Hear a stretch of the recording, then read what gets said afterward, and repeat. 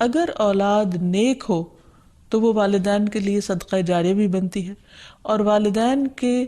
خون پسینے کی کمائی کو ان کی زندگی میں اور ان کی زندگی کے بعد بہترین جگہوں پر استعمال کرتی ہے۔ لیکن اگر اولاد بگڑی ہوئی ہو تو زندگی میں بھی انسان کے لیے اذیت اور عذاب ہے، اور بعد میں بھی اس کے مال کو ضائع کرنے والی ہوتی ہے اور اس کے لیے بدنامی کا سبب بنتی ہے۔ اس لیے خصوصی طور پر اولاد کے لیے دعائیں کرتے رہنا چاہیے۔ نبی صلی اللہ علیہ وسلم نے فرمایا 3 قسم کے لوگوں کی دعائیں قبول ہوتی ہیں اور ان کی قبولیت میں کوئی شک و شبہ نہیں: مظلوم کی دعا، مسافر کی دعا، اور والد کی دعا اپنی اولاد کے لیے۔ یعنی جب باپ اپنے بچوں کے لیے دعا کرتا ہے تو وہ دعا بھی قبول ہوتی ہے۔ اسی طرح نبی صلی اللہ علیہ وسلم نے اس بات سے بھی منع کیا کہ کوئی اپنی اولاد کے خلاف دعا کرے یا اس کو بد دعا دے، کیونکہ وہ بھی قبول ہو جاتی ہے اور پھر انسان کے لیے پریشانی کا باعث بنتی ہے۔ اس سلسلے میں نبی صلی اللہ علیہ وسلم نے فرمایا اپنی اولاد کو بد دعا نہ دو، ایسا نہ ہو کہ وہ اللہ کی طرف سے قبولیت کی گھڑی ہو اور وہ تمہارے لیے قبول کر لے، اور اگر انسان کی ایسی دعا قبول ہو جائے تو پھر انسان کے لیے سخت پریشانی کا باعث ہو سکتی ہے یہ بات۔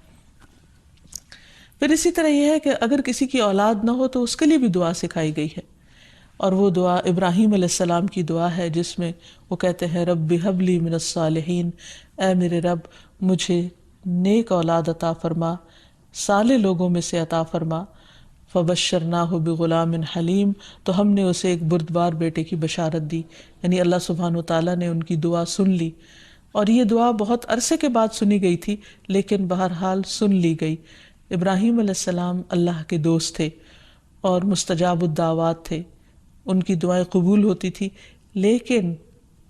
یہاں یہ بات بھی پتہ چلتی ہے کہ دعا کی قبولیت کا مطلب یہ نہیں کہ جس وقت انسان منہ سے کوئی بات نکالے اسی وقت پوری ہو جائے۔ اس کی پورے ہونے میں بعض اوقات کئی سال گزر سکتے ہیں، جیسے ہم دیکھتے ہیں یوسف علیہ السلام کے واقعے میں، ابراہیم علیہ السلام اور دیگر پیغمبروں کے سلسلے میں۔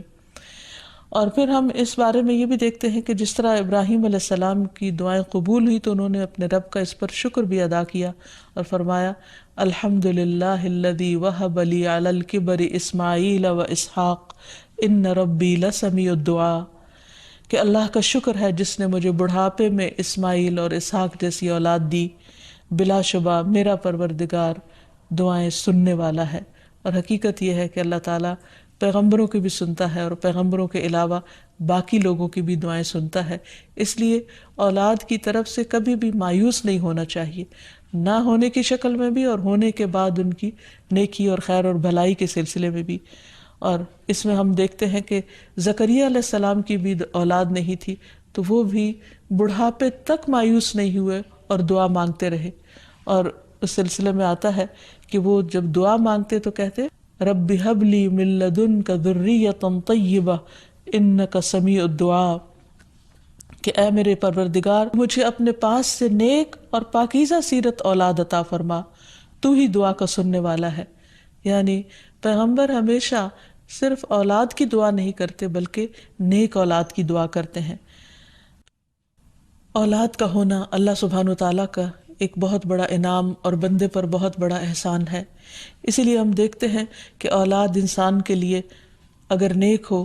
تو راحت، رحمت، آرام اور چین اور آنکھوں کی ٹھنڈک کا ذریعہ ہوتی ہے۔